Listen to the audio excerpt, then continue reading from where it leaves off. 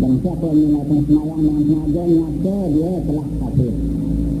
Berdasarkan hadis ini, kalau kita lihat ulasan-ulasan dan pendapat ulama-ulama mujtahid di dalam kitab, tiga imam mazhab Hanafi, mazhab Maliki, mazhab Hanbali, tinggalkan saja sembahyang sama ada dia masih percaya sembahyang itu fardu atau sebaliknya tetap kafir. Cuma Imam Syafi'i saja ada ta'wil. Imam Syafi'i saja ada ta'wil. Imam Syafi'i men-ta'wil begini, menghuraikan begini dan mentafsirkannya begini. Kalau seorang itu meninggalkan sembahyang, kalau masih lagi percaya sembahyang itu fardu, cuma dia tidak bersembahyang itu kerana malas, tidak kafir, cuma dosa besar. Tidak jadi kafir, tetapi tetap berdosa besar. Tetapi Imam Syafi'i berpendapat, kalau seorang itu sudah tidak bersembahyang kerana berkeyakinan tidak perlu lagi sembahyang itu, tidak wajib sembahyang itu, maka baru jatuh kafir. Tetapi ketiga mazhab tinggalkan saja sembahyang sama ada dia yakin sembahyang itu fardu atau tidak, tetap kafir. Jadi kalau dah kafir menasabah Allah tak nilai, segala kebajikannya, puasanya Allah tak nilai, hajinya Allah tak nilai, sedekahnya Allah tak nilai, segala perjuangan Allah tak nilai. Bahkan seluruh kebajikan Allah tak nilai, orang kafir atau Allah nilai lagi.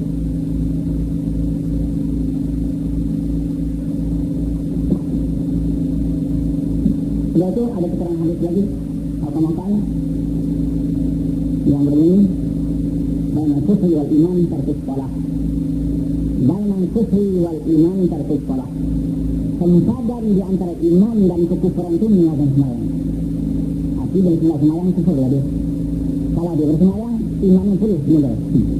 Semua iman itu perlu dikuatkan dengan amal-amal yang lain supaya dia subur. Tapi perlu semula iman. Tapi bila meninggalkan sembahyang, maka orang itu sudah tidak beriman lagi. Para hadirin yang dirahmati, begitu pentingnya sembahyang dalam agama Islam, jatuh menuju penting dapat iman. Nah, kalau kita tidak bersembahyang, seluruh kebajikan kita Allah sudah tidak nilai lagi. Sebab itu senang kita bersembahyang dan tetap yang sembahyang, biarlah kita mati di dalam sembahyang.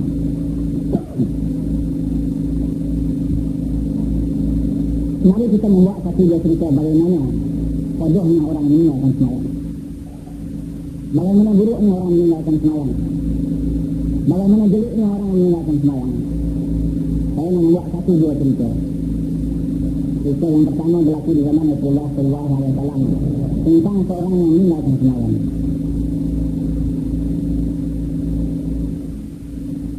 Cerita ini berlaku di zaman Rasulullah SAW. Satu masa datang seorang pemuda ke masjid dalam keadaan menangis. Maka Rasulullah pun bertanya, "Mengapa kamu menangis, wahai pemuda? Mengapa kamu menangis, wahai pemuda?" Pemuda ini memberi jawaban, "Saya menangis karena bapa saya sudah meninggal dunia. Tidak ada kain untuk mengkafankannya dan tidak ada orang yang nak memandikannya." Lepas itu lantas Rasulullah memerintahkan Sayyidina Abu Bakar As-Siddiq radhiyallahu anhu dan Sayyidina Umar bin Khattab radhiyallahu anhu pergi melihat mayat. Sayyidina Abu Bakar As-Siddiq dan Sayyidina Umar, kedua-dua sahabat ini dengan perintah Rasulullah pergi melihat mayat ini tadi, mayat bapa pemuda ini. Bila dilihat, kedua-dua sahabat ini terkejut. Dia lihat mayat ini sudah bertukar rupa, sudah bertukar kepada berupa babi yang hitam. Kemudian kedua-dua sahabat ini cepat-cepat menjumpa Rasulullah. Kemudian mengatakan, menceritakan mayat sudah bertukar berupa babi hitam. Bila Rasulullah mendengar hal itu, Rasulullah pun terkejut dan lantas Rasulullah pergi di sisi mayat sambil berdiri dan berdoa. Setelah Rasulullah berdoa, tiba-tiba mayat bertukar rupa semula kepada manusia biasa. Kemudian sahabat-sahabat pun memandikan mayat itu. Bila mayat itu nak dikafankan semula, tiba-tiba mayat itu menjadi babi hitam semula. sekali lagi sahabat ini gempar dan terkejut. Kemudian Rasulullah pun bangkit bertanya kepada pemuda yang menangiskan anak saudara Simayan ini, wahai pemuda, apakah amal yang dilakukan oleh bapamu waktu hidup di dunia dulu? Maka pemuda itu memberitahu, wahai Rasulullah, bapa saya waktu hidup dulu dia tak pernah bersemayang. Jadi kerana tidak bersemayang, Allah hukumkan Simayan itu tadi berupa baju hitam. Allah lakukan cerita yang sempurna ini sekali-sekala karena nak menyebarkan dan nak mengisahkan kepada orang-orang ataupun umat Muhammad panjang masa agar jangan meninggalkan semayang.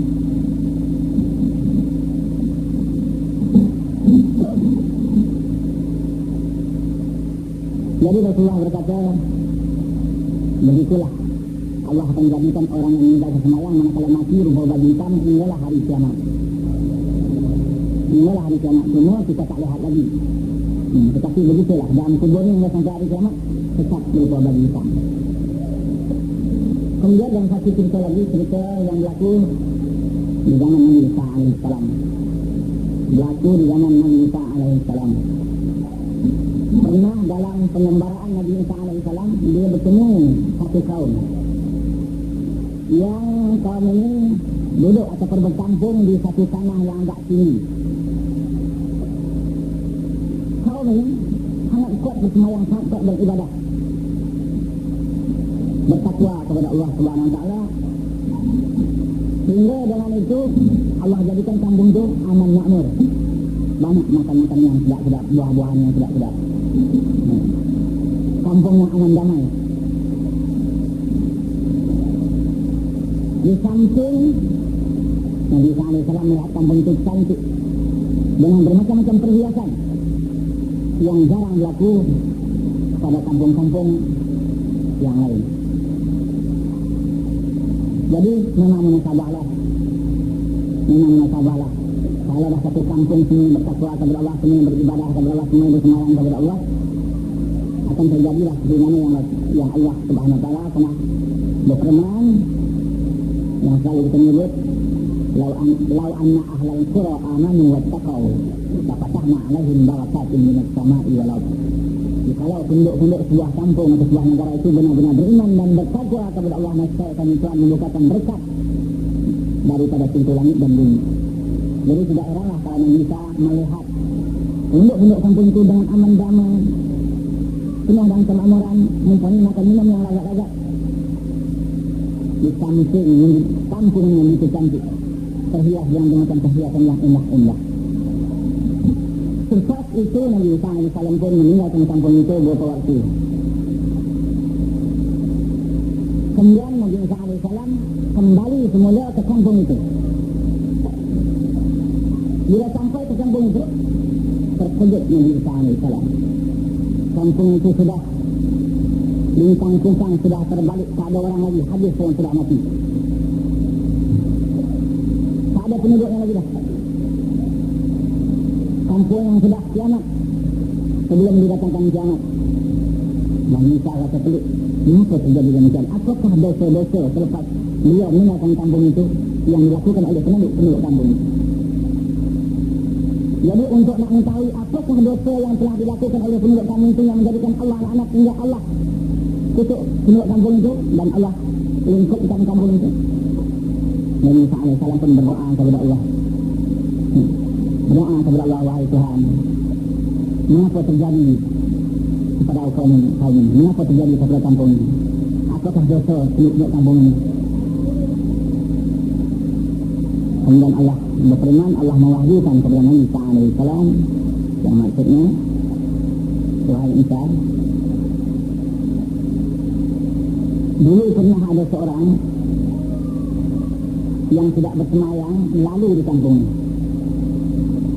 Pernah ada seorang yang tidak bersemayang lalu di kampung ini. Bila sampai di kampung ini, dia pun membasuh muka dengan air yang ada di kampung. Selepas dia membasuh muka, air basuh muka itu jatuh ke bumi. Kemudian Allah haramkan bumi, Allah lingkupkan bumi. Kerana perbuatan orang tak semayang. Coba kita lihat para hadirin yang sekalian, bukan kerana dosa penduduk kampung itu yang Allah lingkupkan